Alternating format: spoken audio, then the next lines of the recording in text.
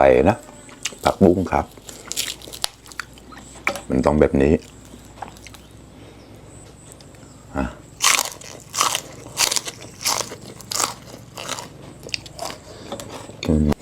มึงสำเนียงเราสวัสดีทุกคนครับไก่เราตะเยกเรื่องเชียร์ปอนประนงงัวหนาวนะงัวหนาวก็ตีกลายใหญ่นะแฉกลายกันเอาเสียงทำไมไต่ฮะแน่แกะไต่เก่าๆฮะแน่แต่ที่กระนับในนะแต่ที่รอกปลาใส่มันงัวต่อยใหญ่กันนะเรื่องเชียร์กับมูจอนะวันนี้ก็มีอาหารหลากหลายครับแต่ก็ไม่ได้รู้มากครับก็ไข่เป็ดนะไม่ใช่ไข่ไก่ไข่เป็ดครับแล้วก็มีปลาหมึกทอดครับปลาหมึกแห้งทอดนะครับแล้วมีผักสดแล้วก็แจ่วปลาครับมากินข้าวด้วยกันครับและอันนี้คือแกงฟักทองนะครับแกงแบบต้มจืดนะแต่แค่ใส่ขมิ้นด้วยครับมันจะออกหวานๆรสชาตินะแควไปเท่าเราไปเท่าดาดนะจุดแล้วนะหวานแล้วข้อมันก็ดัดก็เป็นชิ้นกับมุจอเราตอนนะกระแหลมแกล้นะที่มุกชีมอกแกล้เชียร์รอนับแกล้นะเนี่ยกระต่าย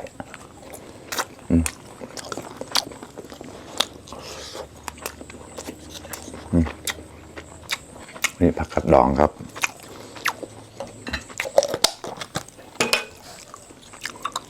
เจียวปลาเนี่ยอร่อยมากมาครับเพื่อนๆ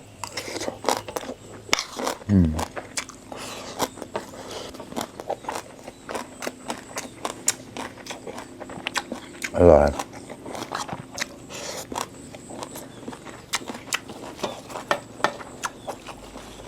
วุ่นวายนะ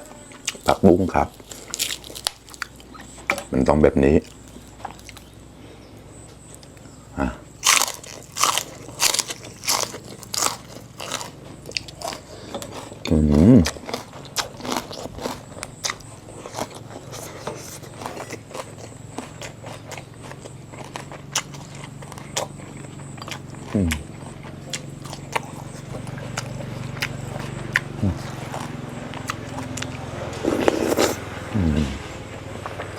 หวานดาดมาแล้วพี่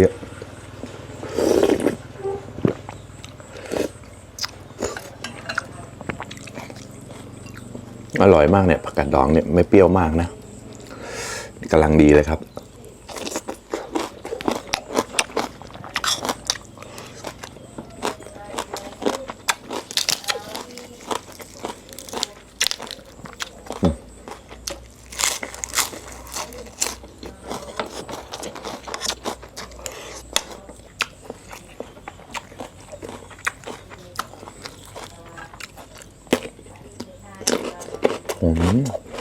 กรอบโซนก็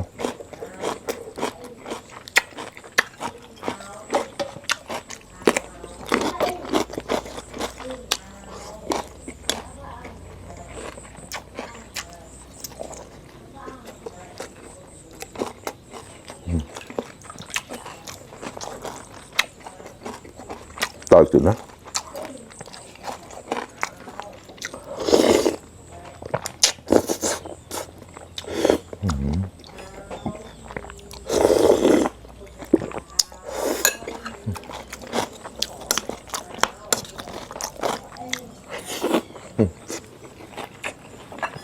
กินไข่เป็ดนะไม่ไต่มาครับเพื่อนๆเนื้อแน่นมากมา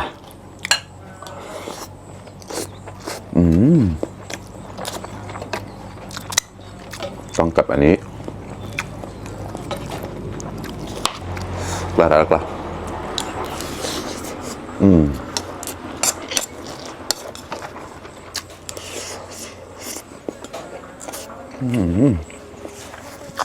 อร่อยมาก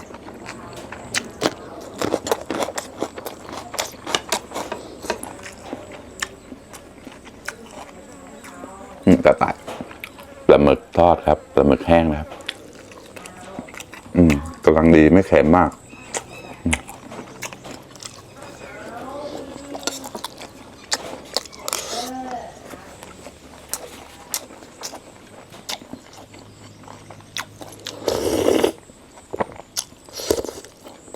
วันนี้กับข้าวเยอะหน่อยก็เลยใส่ถัดใหญ่มาครับ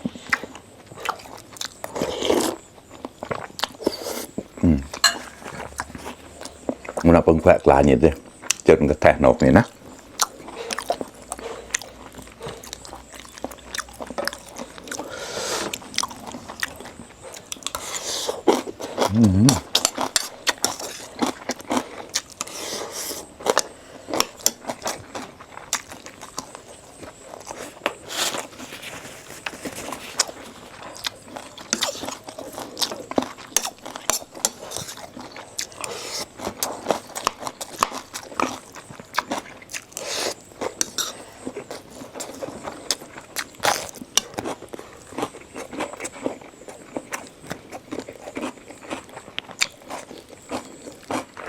ใครที่ยังไม่ได้กินข้าวมากินข้าวด้วยกันครับคุณเชียร์ปอนกับมันเจาะเราเรียก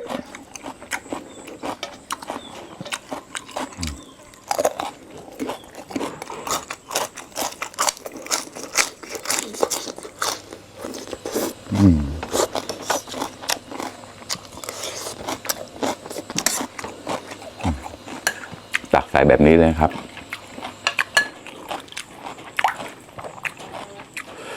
มันจะเชียร์ได้แขวะ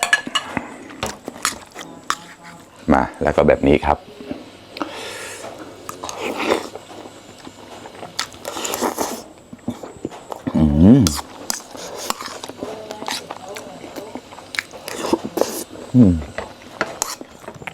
เข้ากันมาก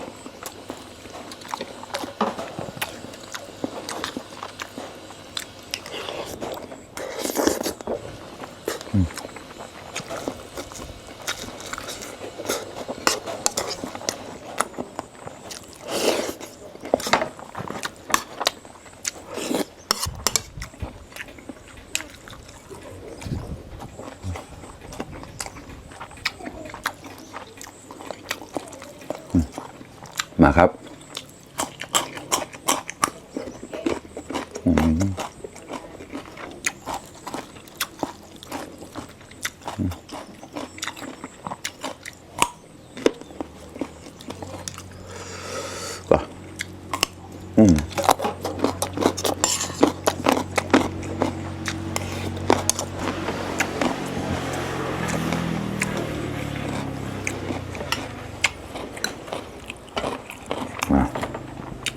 ขออนุญาตใช้มือนิดหน่อยนะครับ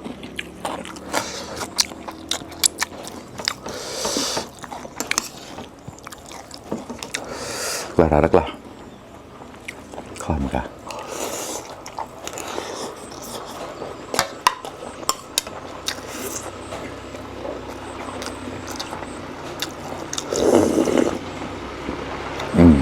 เป็นเมนูที่ง่ายๆอร่อยมากครับ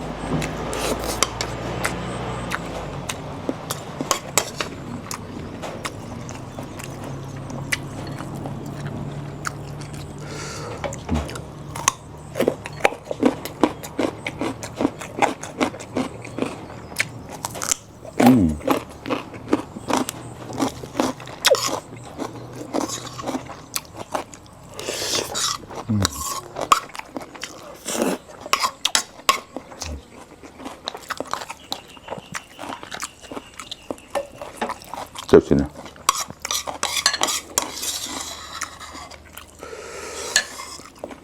มา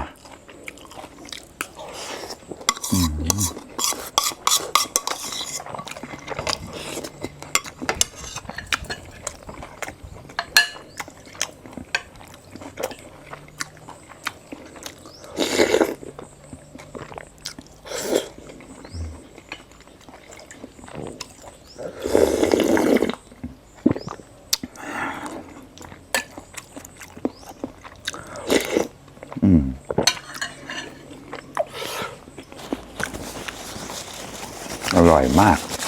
พาวกระดาษอะไรเยอะเชี่ยข้อแล้วนะ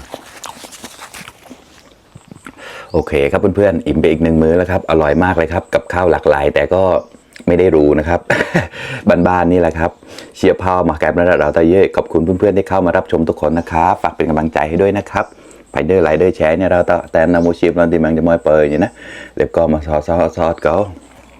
ต่างกันราวบ๊ายบาย